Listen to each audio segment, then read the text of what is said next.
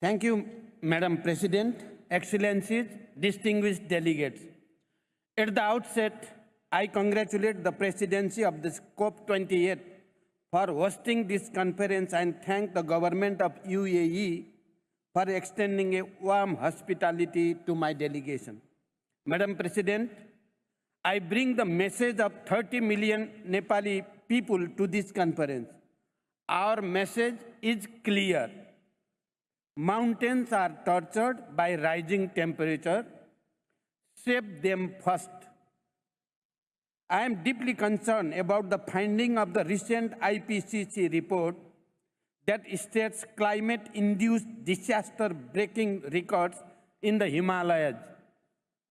We have already lost 1/3 of our glaciers, and scientists have warned that we are going to lose another 1/3 by the end of this century.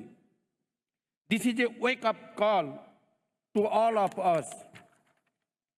The Himalayas are foundation of human civilization, ecosystem and biodiversity.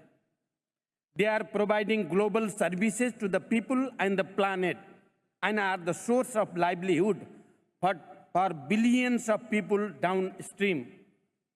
Madam President, Nepal is bearing a direct, disproportionate, the damaging effect of climate change despite near zero contribution to global emissions.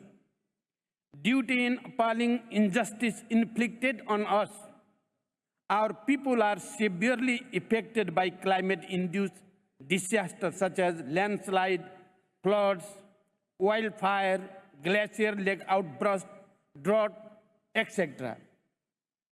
This is an utter injustice. This must stop now.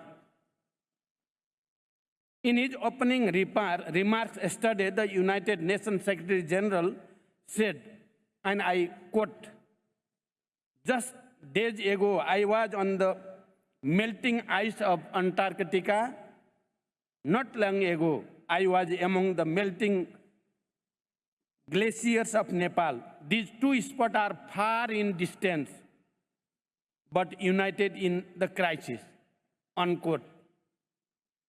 Similarly, in his recent visit to Nepal, he said further, and I quote, "Stop war against the nature," unquote.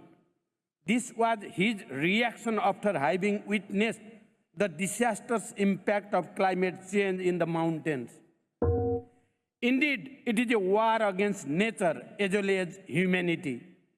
We are waging war with ourselves and the future generation only to satisfy our short-sighted and self-serving interest. So, I stand here for climate justice for my innocent people who are sheer victim of this catastrophe. Madam President, recently I unveiled the National Adaptation Plan and NDC implementation guideline with clear roadmap and strategies. Nepal is fully committed to the Paris Agreement. We are committed to achieving a net zero greenhouse gas emission by 2045, 5 years earlier than the global target. We will fully utilize our hydropower potential to secure the clean energy and maintain 45% forest covered land. However, our attempts to implement climate change adaptation and mitigation plans are facing serious financial and technological gaps.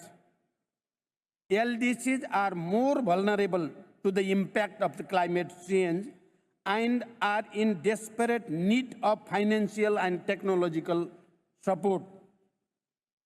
As the chair of the LDCs, I urge the developed economies and international community for more predictable, adequate, and equitable resource and technologies for LDCs. Countries like Nepal are left behind to live on their own fate. Therefore, I want to reiterate the following points. Number one, developed countries' pledges and action do not correspond with each other. They must raise their ambitions and fulfill their commitment urgently.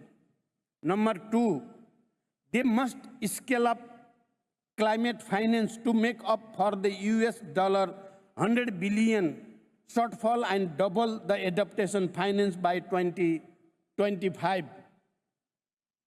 And ensure fair financial arrangement without condition, constraint, and compliance. Third, we demand grants as our justice to address this crisis. The loss and damage fund must be predictable, simplified, and adequate for LDCs and mountainous countries. The GST report must give a clear roadmap to all, and we must act in solidarity with urgency. Number 6, finally, I strongly recommend the necessity of initiating a dialogue on mountain and climate change.